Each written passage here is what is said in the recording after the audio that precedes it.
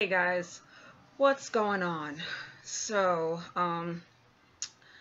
I've tried to stay clear of the whole Anita Sarkeesian thing because I feel like I feel like it's a dead horse and she's still gonna do her video series, and a lot of the backlash that she's been receiving hasn't really been rational. It's just another case of gamer dude bros being mad because a woman expressed her opinion about video games on the internet. But this particular case came across my Twitter feed Wednesday afternoon, and I kind of felt compelled to just finally say something about it. So here we go. So Wednesday afternoon, I saw a retweet from Anita Sarkeesian, who we all know as Feminist Frequency. She shared a screen cap of a series of tweets with death and rape threats towards her and her family. Anita also responded to various tweets that expressed concern for her well-being, and she stated that she and her family were okay, that she stayed at a friend's house, and that she notified the authorities. Right? Okay.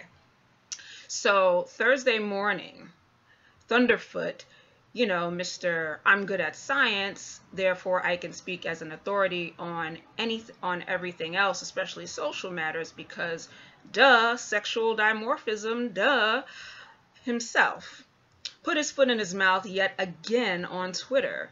After news of Anita's tweet reached him, he tweeted the following: Feminist Frequency is right to fear for her life. After all, let's face it, gamers have a real reputation for brutally killing critics, unlike Muslims. So, so not only does Thunderfoot dismiss the seriousness of death threats and harassment because it's happening to his radical feminist arch nemesis, Anita Sarkeesian, but he also throws a racially bigoted jab at Muslims because, as we all know, all Muslims practice Islam the exact same way, since they're such a monolithic group and the religion itself is just so damn violent.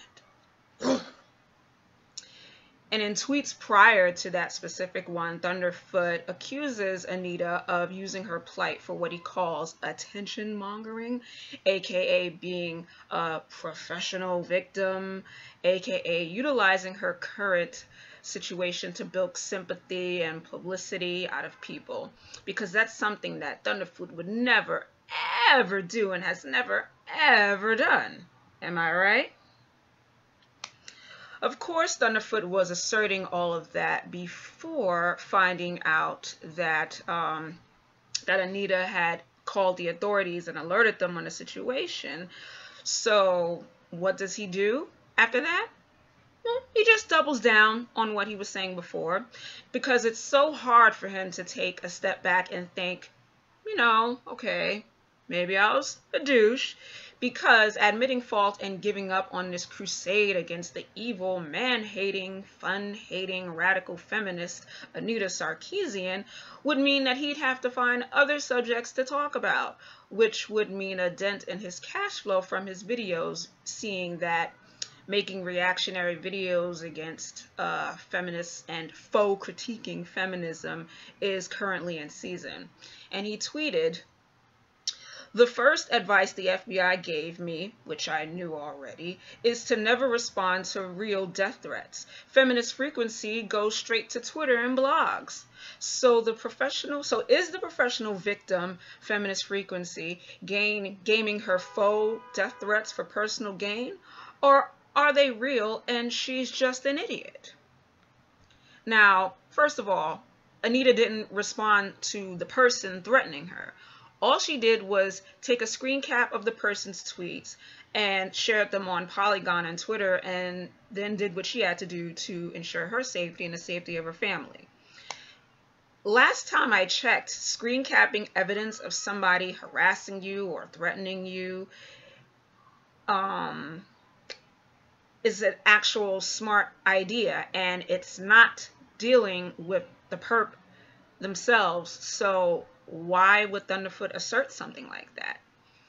You know, personally, I think screen capping that stuff would actually be smart, especially if you want to give hard evidence to the authorities of someone perpetrating a crime electronically against you. So, what is this really about? Character assassination.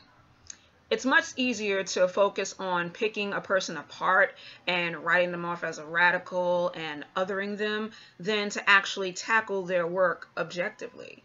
There's nothing objective in what Thunderfoot and a good many of Anita's detractors have done and are doing. And it's gone way past pathetic, especially when I've seen better, more descriptive, and much more objective critiques of Anita's feminist frequency videos, you know, the tropes, the women and tropes videos. So the tropes versus women videos, you know. So this isn't about having a rational discussion about gamer culture.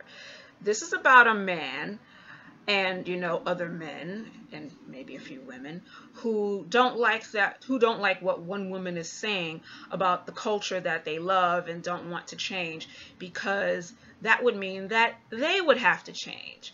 And again, since being a reactionary to feminism is in season right now, everyone's just jumping on that bandwagon, either because their fave is driving the wagon or because they really think nothing is wrong with gamer culture and they pretty much want it to stay as is.